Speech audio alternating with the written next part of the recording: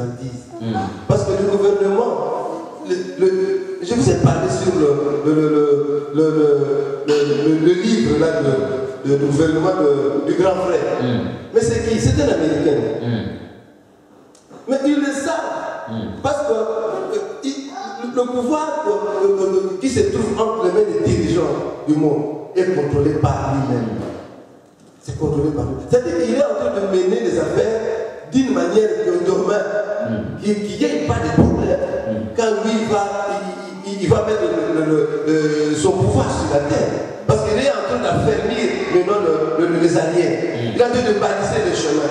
Et comme cela va arriver demain, et ce sera net, parce qu'ils seront d'accord. Parce que cet homme-là va résoudre tous les problèmes qui se trouvent sur la terre. On dira que voilà, c'est celui-là de l'homme providentiel. C'est celui-là qu'on attendait. Donc c'est ça. Donc moi je pense que ce n'est pas vraiment le problème des États-Unis. Ils sont un peu des États, c'est au-delà des nations. Au-delà même des présidents, au-delà même des hommes. C'est un système qui commence déjà maintenant à être programmé, à être formé, et demain ça va se faire de la manière dont le diable l'entend. C'est comme aujourd'hui nous. C'est-à-dire que moi je suis là. Vous savez, même si nous considérons un peu, avant que je dise moi, avant que nous considérons le cours de l'histoire, considérons que le cours de l'histoire, on parle de quatre empires. Mais ils se sont succédés. Et la prophétie dit que l'empire romain va récupérer. C'est-à-dire que c'est une prophétie qui va s'accomplir, quoi qu'il en soit. Vous savez, aujourd'hui, même comme nous sommes là, si le Seigneur dit aujourd'hui qu'il te lève, disons toutes les capacités voulues, tu es mon enfant, le Seigneur te dit aujourd'hui, toi tu es devant moi. Qu'est-ce que moi je peux dire? Rien. Parce qu'il y a eu 12 disciples. Paul n'était pas parmi les disciples. Il n'était pas là. Mais selon le plan de Dieu, il a voulu qu'en dehors de Paul, en dehors des disciples, il y ait Paul pour aller prêcher les nations. Mais qu'est-ce que les apôtres pouvaient dire? Vous dites non, Paul, non, Seigneur, qui a promis les Jésus, créé une rébellion. C'est-à-dire que Dieu fait les choses telles qu'il entend. Telles qu'il le voit. Et c'est la même manière que dans ce monde-là, il faut des choses telles que le chef suprême l'entend. Et tout est orienté, tout est coordonné, tout est balisé de cette façon. Vous savez, aujourd'hui, quand regardez un peu, même quand dans les interventions, les États-Unis peuvent dire que non, moi je ne veux pas qu'il y ait ceci. Mais dès que la France intervient, ou la Russie intervient, mais que fait les États-Unis? C'était mais c'est ça. C'est-à-dire qu'ils sont comme ça. C'est-à-dire qu'ils marchent dans la complémentarité. Ils marchent dans une politique cachée un peu là, mais devant là, on dit autre chose. Mais après, il y a une politique qui est sous police pour essayer d'atteindre l'objectif. C'est ça, parce que la politique, quand on dit la politique, c'est-à-dire que les gens ont dit que la politique c'est l'art de mentir. Mais la politique reste la politique. Ce n'est pas ce qui est dit tout haut qui s'est fait. C'est aussi ça. Moi je pense qu'il n'y aura pas vraiment un problème parce qu'il y aura un système politique. Il y aura un système politique qui sera là, que la bête va animer. Un système politique animé par la bête. Il y aura à ce moment-là un chef religieux qui va diriger les affaires. Donc c'est-à-dire qu'il y aura tellement une entente parfaite, là où il n'y aura pas de problème, ils vont marcher au terme de l'accomplissement de la prophétie. Amen. Donc, Pasteur Mouzoulou, maintenant en conclusion, qu'est-ce que vous pouvez dire à nos chers téléspectateurs qui nous suivent par rapport à l'avant l'enlèvement et l'après-enlèvement. Qu'est-ce que vous conseillerez aux gens? De vivre la période de la grande tribulation ou d'éviter la période de la grande tribulation? Il faut éviter, parce que la période de la tribulation sera difficile. Personne ne pourra acheter ni vendre sans la balle. C'est-à-dire qu'il y aura une persécution à tel point qu'il sera difficile de résister. Parce qu'aujourd'hui même, avec ce qui se passe autour de la crise mondiale, c'est fait beaucoup de choses. Mais nous avons le Saint-Esprit, c'est pourquoi nous le trouvons demain. Le Saint-Esprit ne sera pas là.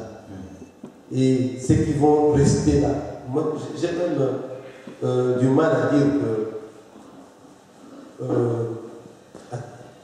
attendons après l'enlèvement. C'est difficile. Moi j'aimerais que les chrétiens fassent un effort. Revenez. Car, comme j'ai dit, nous sommes une génération particulière qui vit les réalités de la prophétie. Donc, ce n'est pas comme les temps anciens où on entendait que ça venait. Nous les vivons. Donc, nous sommes capables de marcher selon la parole de Dieu. Et autre chose, la Bible dit, c'est comme au période de Noé. Ces gens-là, pendant la période de Noé criait, mais ils n'écoutaient pas. Mais nous faisons entendre cette voix pour que vous puissiez comprendre. Et pour clôturer, nous allons lire un verset. 1 Timothée chapitre 4, verset 7.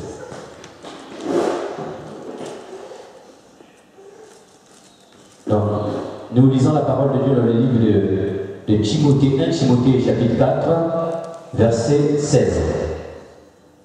Donc, il est écrit: veille sur toi-même et sur ton enseignement. Persévère dans ces choses, car en agissant ainsi, tu te sauveras toi-même et tu sauveras ceux qui t'écoutent. Voilà. Veille à ton enseignement.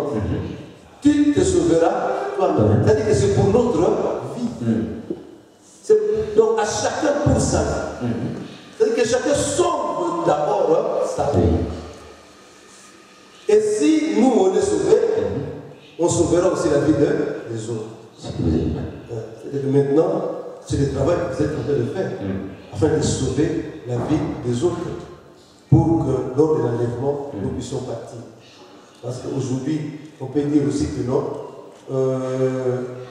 nous n'attendons pas l'enlèvement, tout ça, peut-être que ça ne viendra pas. Mais non, c'est bien.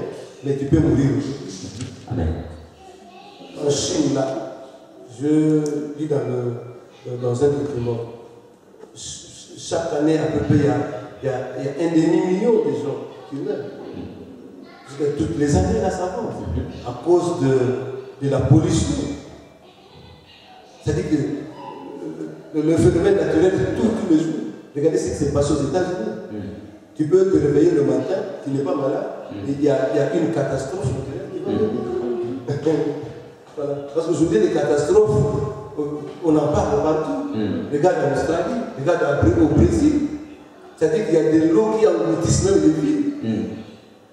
C'est-à-dire qu'à un moment donné, plus de 10 000 maisons dévastées. Mais si tu es parmi nous, je dis c'est aux États-Unis, demain ça peut être ici.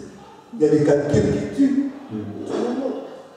Il y a la couche d'ozone qui est maintenant, c'est pas, vous savez, maintenant les météos sont difficiles à détecter, parce qu'il y a la pollution. Donc, je dis que moi, qui vous dis ces choses, j'ai vécu une partie de l'affaire de temps. Vous m'avez assassiné le 8 septembre 1997. Et je suis allé dans l'au-delà. J'ai visité le royaume de Dieu. Et j'ai vu le Seigneur assis dans son trône. Il m'a dit, rentre, nous autres, parce que tu as une mission à faire. Et la mission, c'était quoi? Il dit, va dire à mes enfants que je viens bientôt. Et deuxième fois, il me dit, va dire à mon peuple que je rentre. Et troisième fois, il dit, va dire à mon peuple que je viens bientôt. C'est-à-dire que j'ai compris ce jour-là il y a les enfants de Dieu.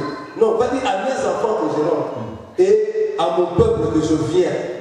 C'est-à-dire que pour les enfants, Dieu dit que je rentre. Mais pour le peuple, dit qu'il vient. C'est que les enfants de Dieu attendent la venue. C'est pourquoi la Bible dit en Apocalypse, l'esprit et l'épouse disent, viens. Amen. Moi je pense que salutations à tout le monde. On pouvait tout expliquer, mais on n'a pas de temps. Vous voyez que je parlais rapidement. Même il y a certaines choses qu'on n'a pas dit. L'après l'enlèvement n'a pas été vraiment bien dit. Mais on en parlera plus tard. Amen. Que Dieu bénisse. Amen. Bénisse vous et votre mission. Allez, merci. Moi, je bénis l'émission en tant que serviteur de Dieu. Amen. Et c'est lui qui a vu Dieu dans son trône. Amen. Je ne voulais pas rentrer. Le Seigneur m'a dit non. J'ai vu beaucoup de choses. Amen. Merci. Merci. Merci, Pasteur Lozolo, du temps que vous nous avez disposé. Bien-aimés dans le Seigneur, vous avez écouté la conclusion du pasteur. La Bible nous le souligne bien dans le livre le passage que nous venons de lire dans le livre de Timothée, chapitre 1 Timothée chapitre 4, verset 16. Il dit que veille sur toi-même et veille sur ton enseignement, persévère dans ces choses, car en agissant ainsi, tu te sauveras toi-même et tu sauveras celui qui t'écoute. Le désir du pasteur Lozolo, c'est que les enfants de Dieu soient enlevés et que les enfants de Dieu ne connaissent point la tribulation. Lui, en tant qu'homme de Dieu, il veille sur son enseignement. Mais nous aussi, nous devons écouter et mettre en pratique ce qu'il nous dit, afin que nous soyons aussi sauvés. Bien-aimés dans le Seigneur, nous ne disons pas nos oreilles, nous ne disons pas nos cœurs, comme cela a été au temps de Noé. Noé a prêché un prédicateur de la foi. Mais les hommes de ce temps-là, ils ont endurci leur oreille. Mais ces jours-là, il n'y avait que 8 personnes qui étaient sauvées. Bien-aimés dans le Seigneur, vous avez écouté, nous étions avec le pasteur Jean Lozolo et l'église et messager Jésus sans pareil. Et nous vous remercions de votre attention. Nous continuons sur le même thème le samedi prochain et nous aurons le plaisir de recevoir sur notre plateau le pasteur Guy Marcel Ossoudou qui viendra nous parler du milieu-nom et comment est-ce qu'il faut faire pour être enlevé. Que Dieu vous bénisse. Amen. Amen.